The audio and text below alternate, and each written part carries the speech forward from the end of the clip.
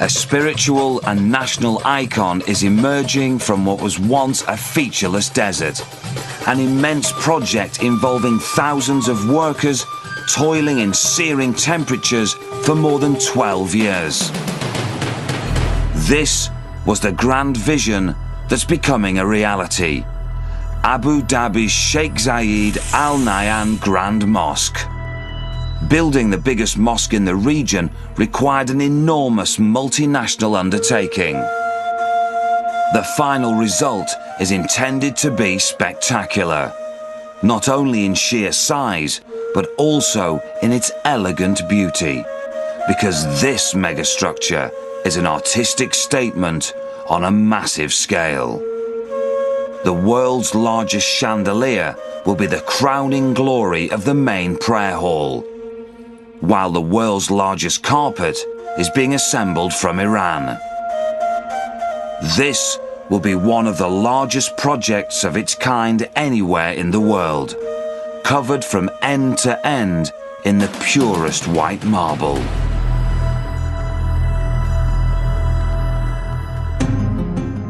The biggest mosque dome in the world is the project's centerpiece.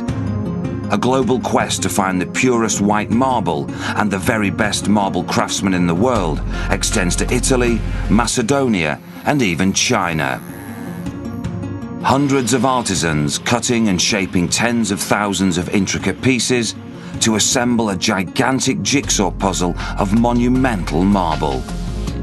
It's a massive and complex international effort. Even British, Belgium, Indians, Bangladesh, Turkish, Filipinos, Arabs. 220,000 cubic meters of concrete, 30,000 tons of reinforcement. The best softwares and the best equipment and machinery. The classical and the modern. Although there's a schedule to be met, the Sheikh Zayed Grand Mosque project is not so much a race against time, but an attempt to make time stand still. This megastructure that must survive for centuries, it's got to be built to last. Abu Dhabi is on the coast of the Arabian Peninsula and borders Saudi Arabia. It's the largest of the 7 emirates that comprise the United Arab Emirates and the most profitable.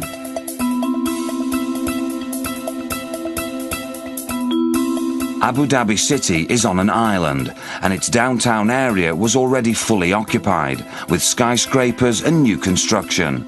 Short of demolishing an entire city block, no space existed for the mosque site. The opposite end of the island, however, was far less developed and offered the space needed for a project of this magnitude. In preparation, a 9.5 meter high hill is built up to elevate the mosque, to physically and visually dominate its environment. Construction begins in the late 1990s, in the center of an area that covers over 22,000 square meters. Poor communication between the Abu Dhabi Construction Company and its European contractor caused the project to stagnate after initial work. The original company was replaced. British construction group Halcro International comes on board in 2002 as structural supervisor for phase 1 of the project, the reinforced concrete shell of the mosque. Phase 2 will involve the final exterior and interior design.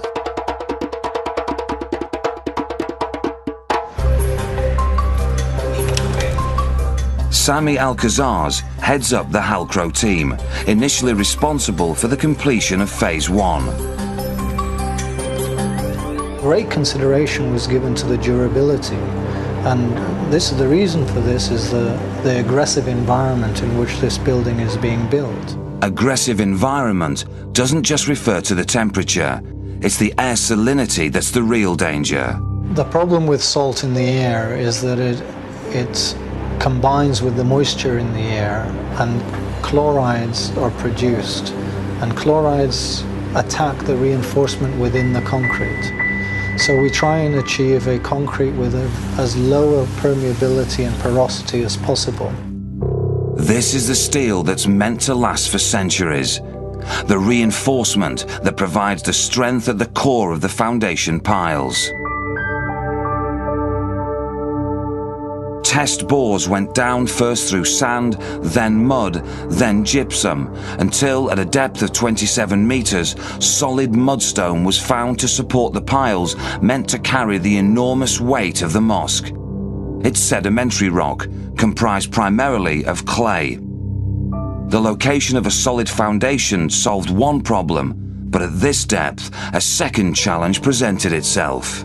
All the piles are effectively sitting in the groundwater, and the groundwater is very highly saline because it's so close to the sea. This salt water might eventually seep into the concrete, attack and corrode the steel reinforcement, and critically weaken the entire underpinning of the structure. After intensive testing, a corrosion inhibitor is included in the concrete design to protect the steel. In those piles we've introduced polypropylene fibers, and this, with the increase in cover to protect the reinforcement, will reduce the amount of surface cracking in the pile. And there are more than 6,000 of these piles holding up the structure, protected and strengthened by tiny plastic fibers to extend their lifetime. It's the air and ground salinity that will dictate the length of the mosque's life. And as steel-reinforced concrete structures are relatively new, the future is unknown territory. Only time will tell if the engineers have got it right. The Phase 1 construction period takes 7 years, concluding with the assembly of the biggest dome of any mosque in the world, nearly 70 meters tall.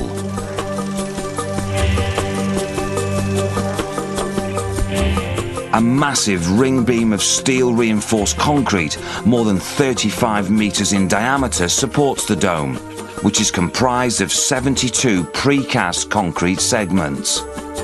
As each level is lifted and positioned, the recesses between the segments are filled with concrete to stitch them together, and the dome is entirely self-supporting.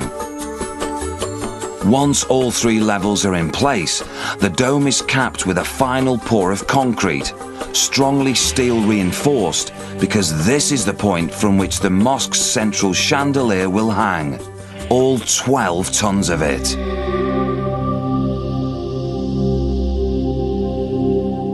The main dome and the 2 secondary domes are constructed to be freestanding and separate from the main prayer hall below, because earthquake engineering has been incorporated into their design. A 3 to 10 centimeter gap separates the domes from the main prayer hall to allow the domes on their huge supporting columns to move independently, avoiding stress points that could weaken the structure in a quake. The Sheikh Zayed Grand Mosque is as near as possible to being earthquake-proof. With Phase 1 completed, the concrete shell of the Sheikh Zayed Grand Mosque sits silent and empty, awaiting the exterior and interior decoration that will imbue the mega mosque with a unique identity.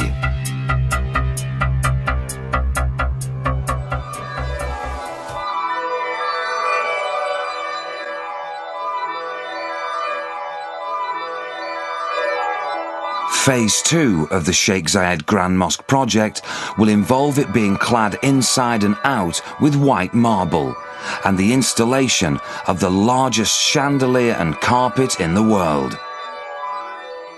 The column, the arch and the dome have been described as the trinity of Islamic architecture, and although the mosque remains faithful to predominantly Moroccan-based traditional and geometric design, its contours are more free-flowing and reflect a broader fusion of influences.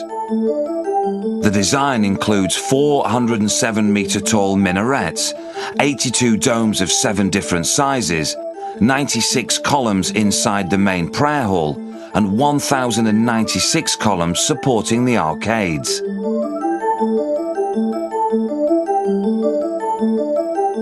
Two rooms joining the prayer hall are for the women, with the capacity for 1,500 worshippers each.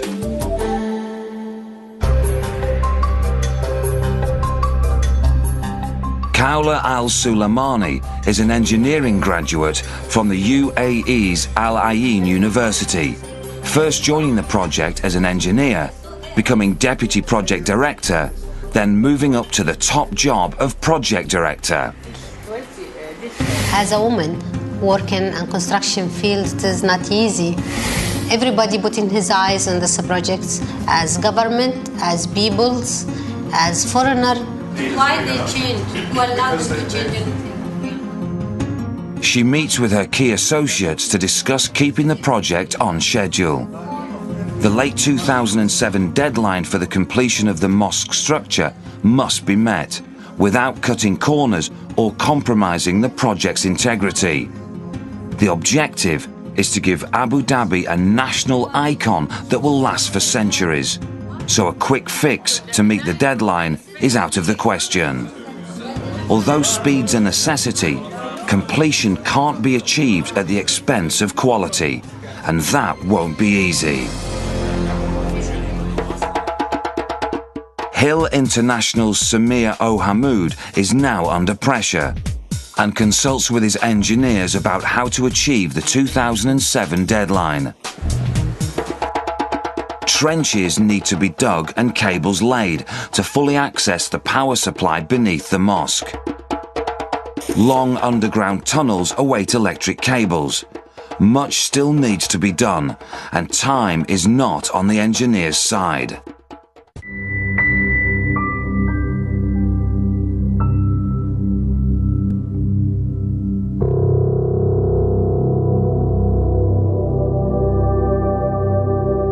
Building a monument in marble doesn't come cheaply. The Sheikh Zayed Grand Mosque has an estimated budget of 2.5 billion dirham, around 700 million US dollars. Just 50 years ago, Abu Dhabi could not have afforded such extravagance.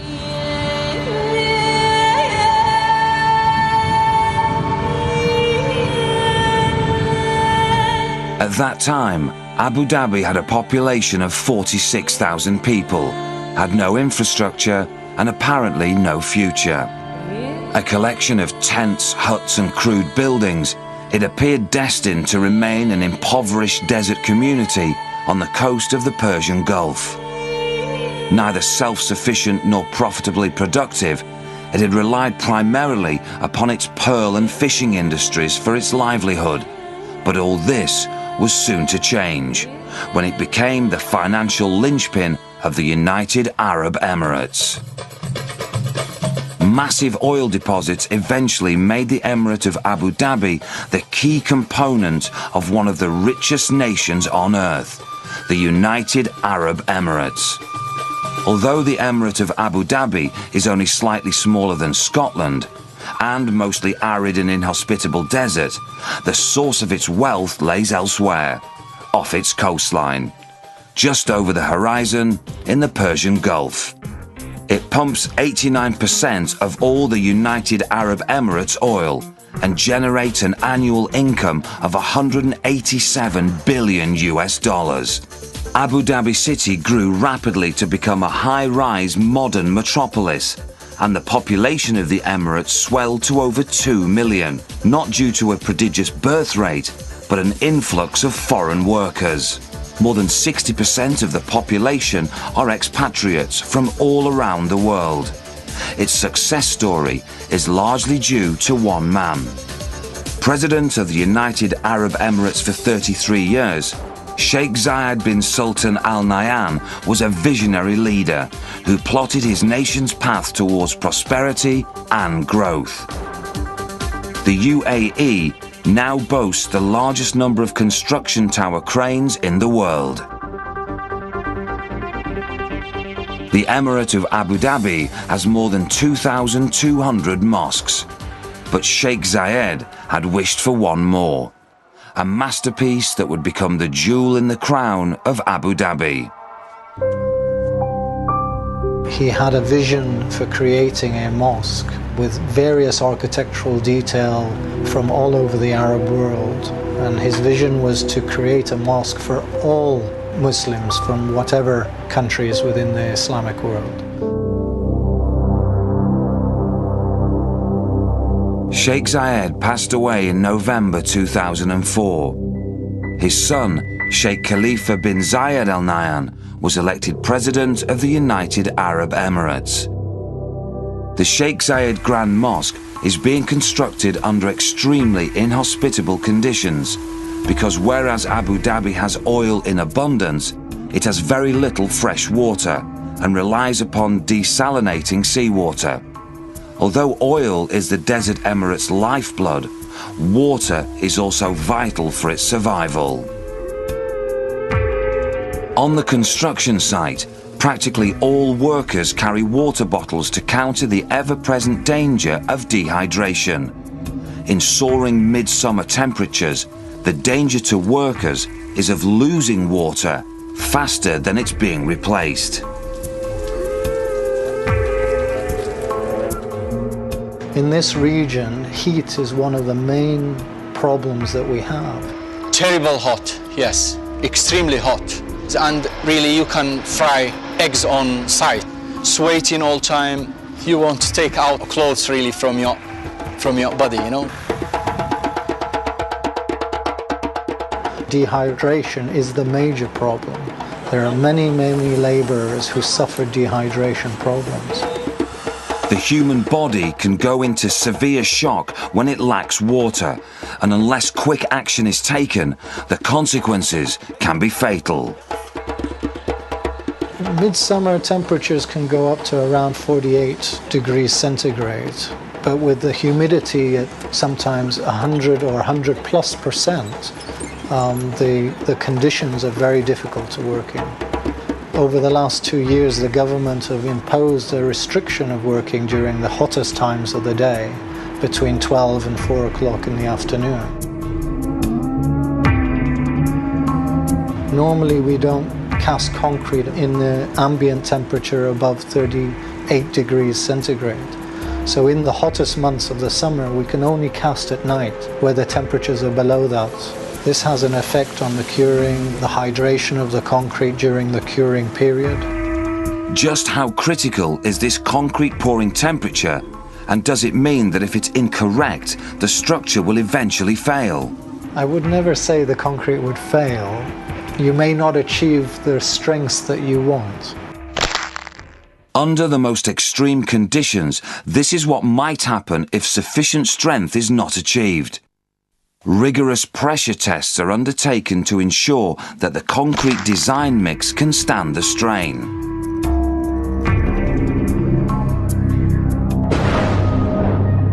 Groundwater salinity and soaring summer temperatures could be expected. However, a desert downpour comes as a complete surprise and brings all work to a standstill. The roads surrounding the site become quagmires. All the vehicles stuck and all the equipment stopped, and even work will stop as well if it was really heavy rain. We cannot expect rain. Although sandstorms are only occasional, strong wind conditions are frequent, slowing down work but never quite stopping it. But high winds present another more serious problem, that of eroding or blowing away the 9.5-metre high embankment the mosque stands on. To stop this happening, the entire hill surrounding the mosque is swathed in heavy green plastic sheeting, firmly tethered down to keep the hill intact. When the completed landscaping is finally in place, sand erosion will cease to be a problem. Early in 2007, all work was stopped and the workers were sent home. Not because of rain or construction problems, but because of visitors. Royal visitors. Prince Charles and the Duchess of Cornwall toured the site.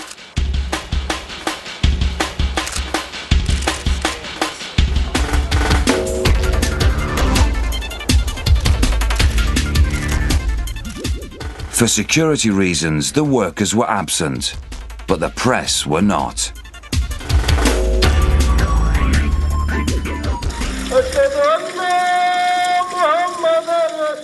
At the project's peak, 2,500 workers labour on site. A great many of them are Muslims, with the obligation to pray 5 times a day.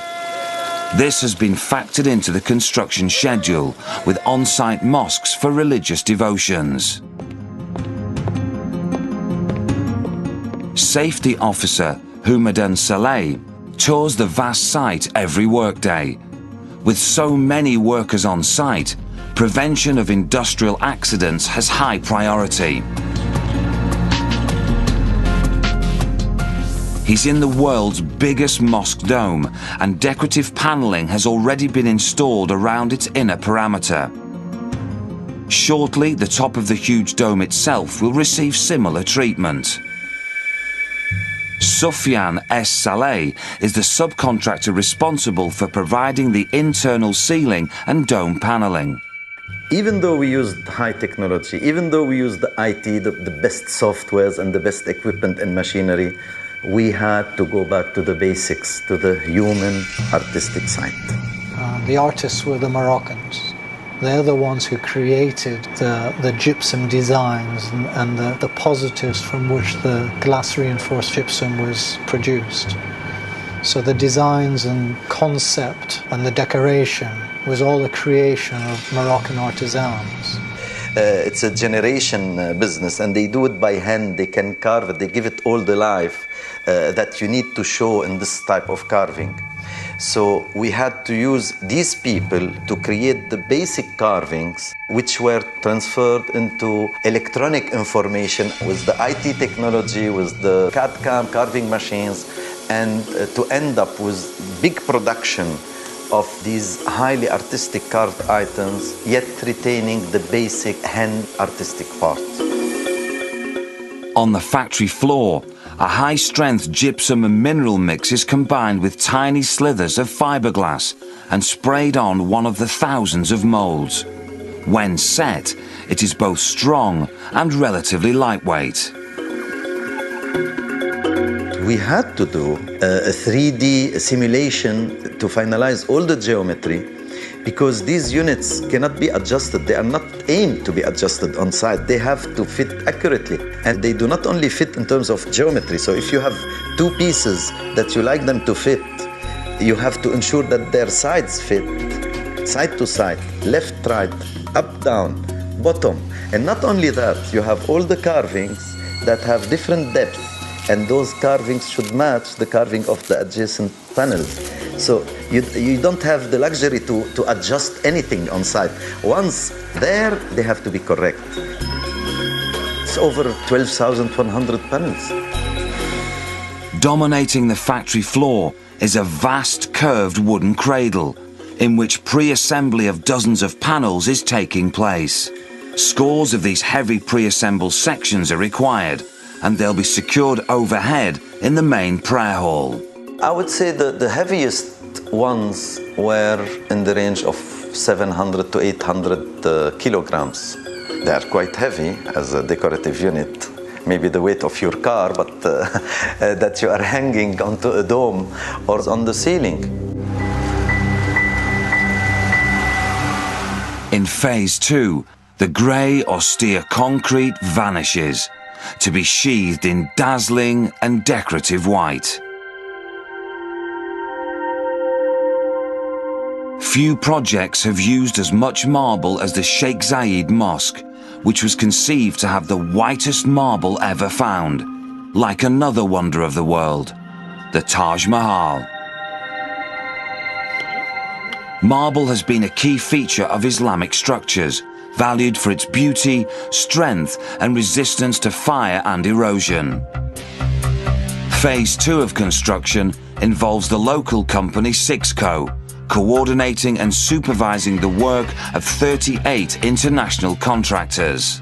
You are speaking about 120,000 square meters of marble outside all around, which is nearly mountains of marble which had to be open and treated to get the extra white marble we are having here. In total, both outside and inside, Nearly 120,000 square meters of marble is required, including a considerable amount of decorative and carved works. But where to find the world's whitest marble? The search would take them around the world.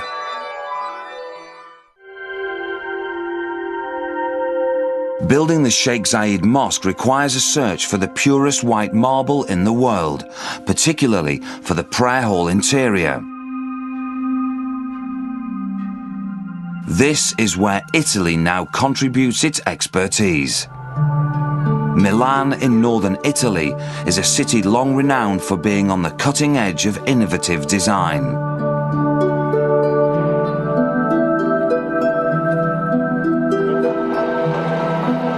It's the home of Fantini Mosiarci, a long-established expert in the business of manipulating marble.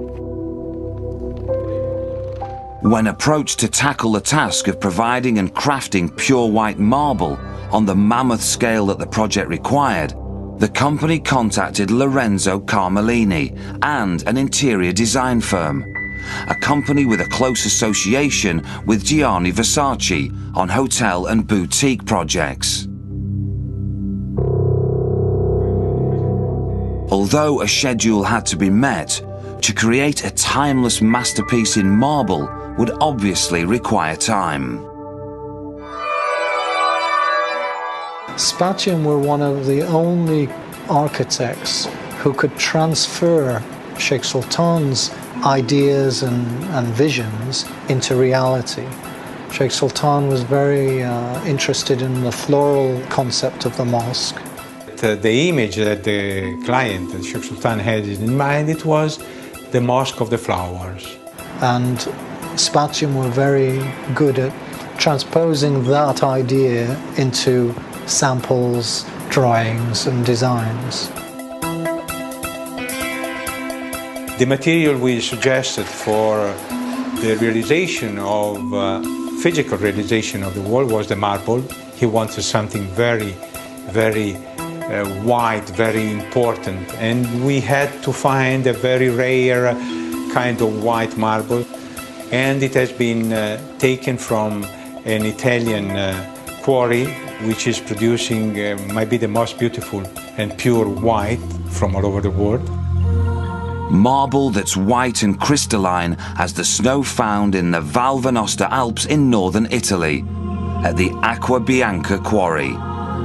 This cold white marble was exactly what Lorenzo wanted. Lassa marble.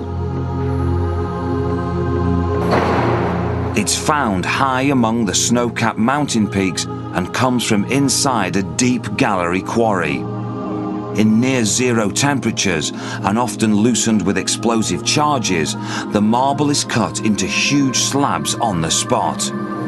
It originates from limestone. Under intense heat and pressure, it underwent a process of recrystallization. After being quarried and cut, it's taken down to the town of Lassa in the valley below to await shipment to Abu Dhabi. Not only massive marble, but micro marble is an integral part of Abu Dhabi's Sheikh Zayed Grand Mosque. Hundreds of thousands of marble chips comprise the flower patterns on the main prayer hall walls, all hand-cut in Italy. A second team of Italian artisans assemble the pieces, guided by paper patterns to precisely match the floral features envisioned by the designers. The mosaics are handcrafted in exactly the same way that they've been for centuries, and they are designed to last for centuries. This is where the mosaic process begins, and this is where it ends, nearly 4,700 kilometers away in Abu Dhabi. We wanted, yes, to give a new, modern impact, but of course there had to be a sort of a respect and attention to the traditional, let's say, kind of decoration and finishings, etc. A modern version of traditional way to do the cladding walls. Marble, mosaics, glass are materials that have been always used in the history of all those buildings. Dozens of artisans work in sheds on the site, crafting semi-precious stones to be inlaid into marble tiles. Everything is done by hand, and everything is designed to fit perfectly. No computer models, no production line assembly, and quality, not speed, is the keynote. The inlaid marble slabs are polished and ready to be mounted on the 1,096 columns along the arcades that surround the central area. In total, more than 20,000 panels are required. The mosque's 17,400 square metre central area had to be paved with marble as well, and not just plain white marble. The floral concept had to be followed through, and the first design concept of total coverage evolved into a more subtle approach. The Mosque of the Flower isn't meant to be overly ostentatious, so the floral design becomes a perimeter feature swirling around the edge of the central area of dazzling white marble.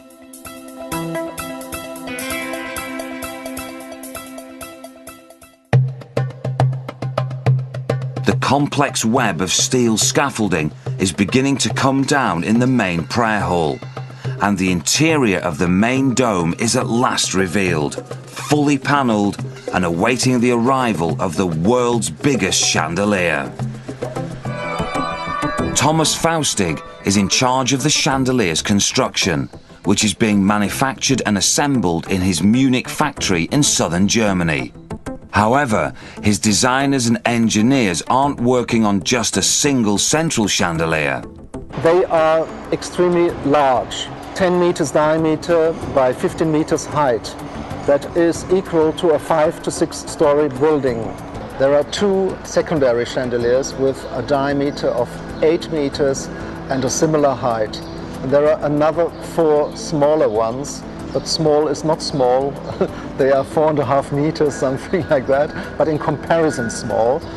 So the whole lot is 7 chandeliers, 7 principal chandeliers for the 7 principal domes of the mosque. The main chandelier has a staircase within it to allow technicians to enter and carry out checks on its LED lighting system. This system was chosen because of its long life, which keeps maintenance to an absolute minimum. The large chandeliers weigh about 12 tons, and they are made of stainless steel and gold-plated brass sheets. And the crystals are also quite unique because they are fixed onto glass panels, and this is also a new technology which was not used in such a fixture before. The Austrian company Swarovski has been subcontracted to supply the crystal. Do not ask me how many crystals were used, because I don't know, but I can ask my friends at Swarovski. They should know much better, because they are going to invoice me with all that.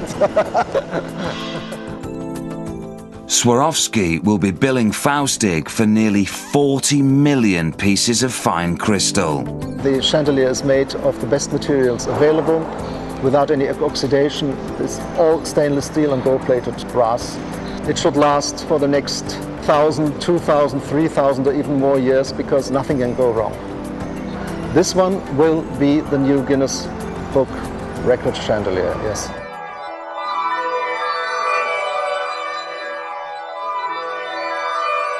And below the world's largest chandelier will be the world's biggest carpet.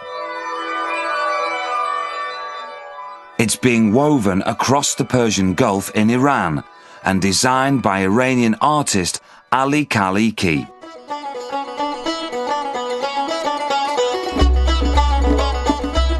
It's about 5,700 meters square.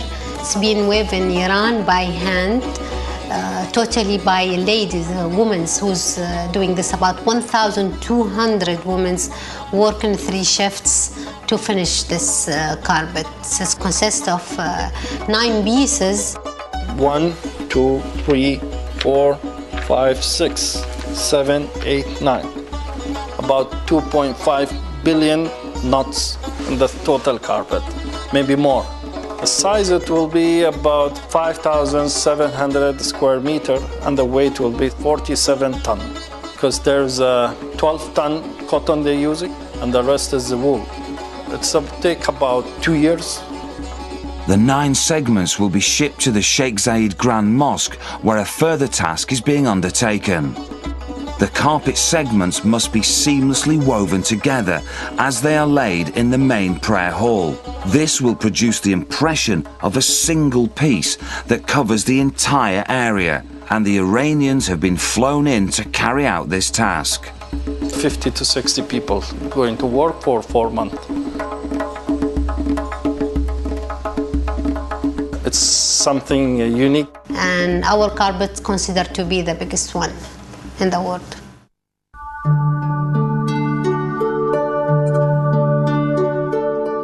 The Sheikh Zayed Grand Mosque has the biggest carpet in the world and the biggest chandelier in the world, but requires a religious focal point.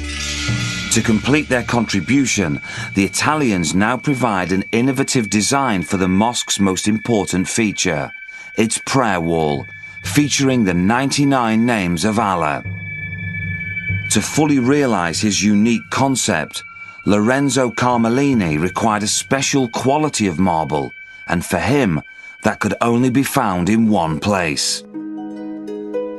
Pietrasanta, on the western coast of Italy, has been associated with marble since antiquity. It's a picture postcard town, popular with tourists, and many contemporary sculptors have made it their home. Its famous past resident, the legendary Michelangelo, is still remembered and revered today.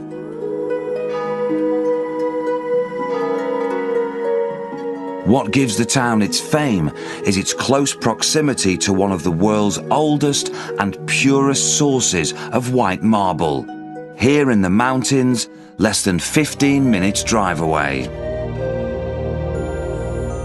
The vast quarry of white marble is where Michelangelo selected his material, a quarry that provided much of the marble that adorned ancient Rome at the peak of its empire, and the same quarry that today is supplying the marble for the Sheikh Zayed Grand Mosque.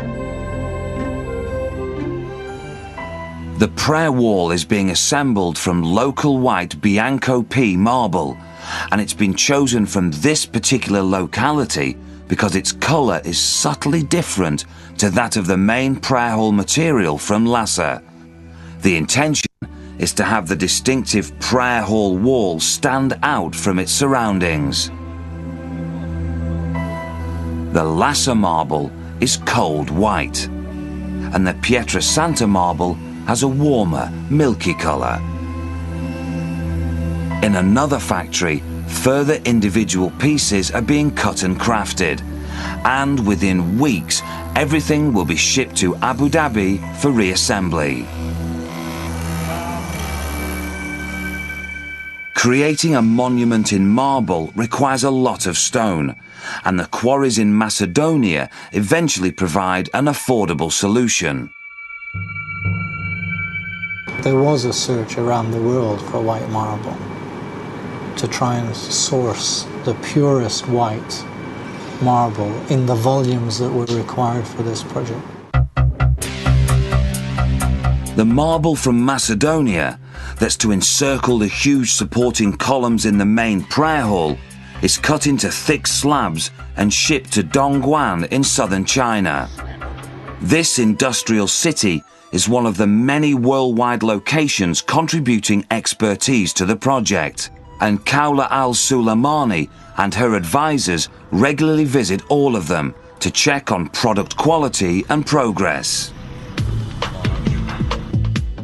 Their supplier is part of one of the biggest marble and granite working conglomerates in the whole of China. The project director's focus is the marble being delivered here from Macedonia. Hundreds of interlocking segments are being meticulously carved, polished and inlaid. The segments will cover the massive columns supporting the three main domes of the mosque, but time and quality is critical. 96 columns, 4 meter high, 2 meter diameter, to be done in 3 months. And these are not just columns, they are engraved by hand with natural mother of pearl. So the thickness of the marble had to be enough to allow us to carve them without having this problem of cracks. Not all the marble supplied from Macedonia is living up to expectations. Too much of it has minute flaws and is cracking. The project director is there to put the schedule back on track. But can replacement marble be delivered from Macedonia fast enough?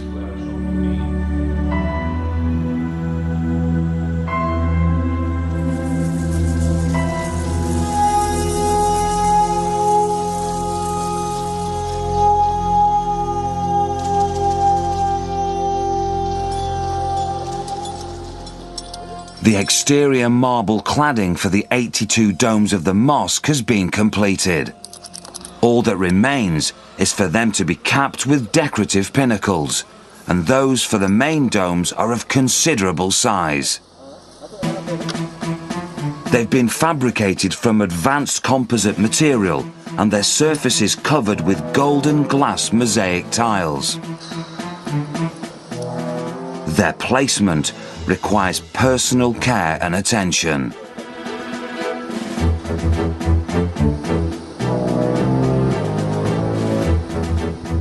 So members of a specialist Malaysian team strapped into safety harnesses ride the pinnacles aloft to secure them in place.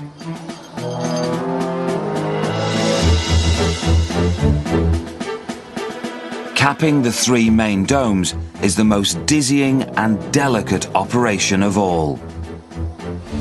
Time to complete the Sheikh Zayed Grand Mosque is running out. After 12 years, will the mega mosque be ready for its grand opening?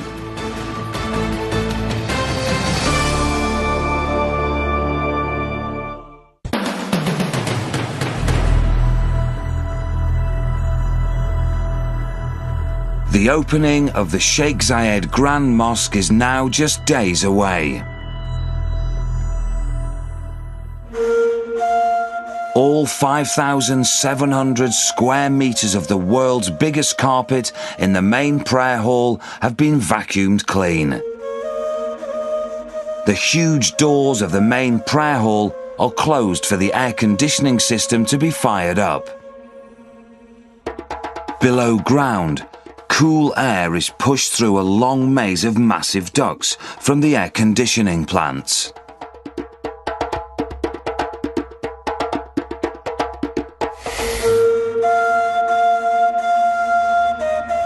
Outside, landscaping is put into place that will eventually encircle the mosque.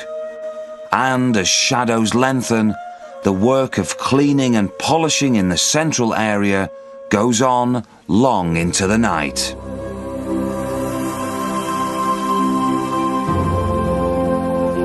The deadline has been met, with little time to spare. And evening sees the main prayer hall's interior mellow into a warm, ethereal beauty. This is when the world's biggest chandelier comes into its own, glittering with Swarovski crystals. It should last easily 1,000 years and more.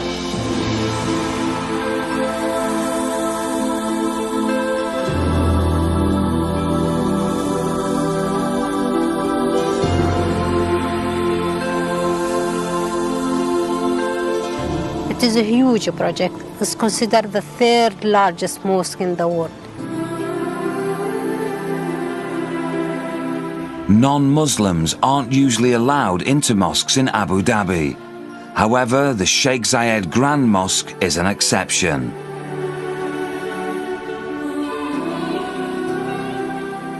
It's have a different element from different part of Islamic work and from our local traditions. A place for all Muslims from different world to come to visit. Not just the Muslim, everybody. it's incredible to see the quality achieved and the time the deadline was met. It's good to be here and to see people enjoying the visit. We have a special scenarios for lightings. We have a special lighting for occasions, we have a special lighting for morning time, and we have a special lighting for nights.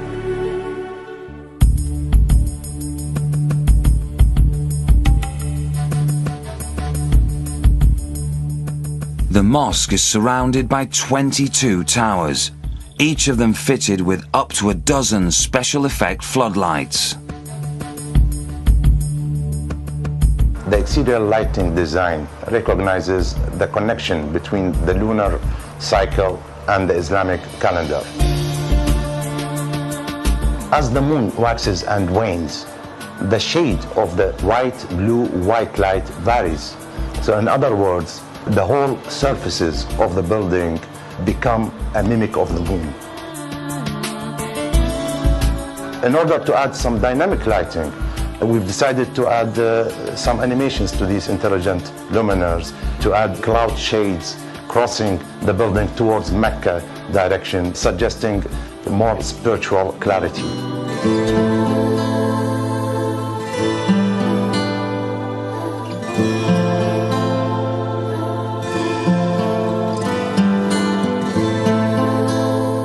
The late Sheikh Zayed's vision is designed to become the centerpiece of Abu Dhabi's heritage, a megastructure of enduring beauty.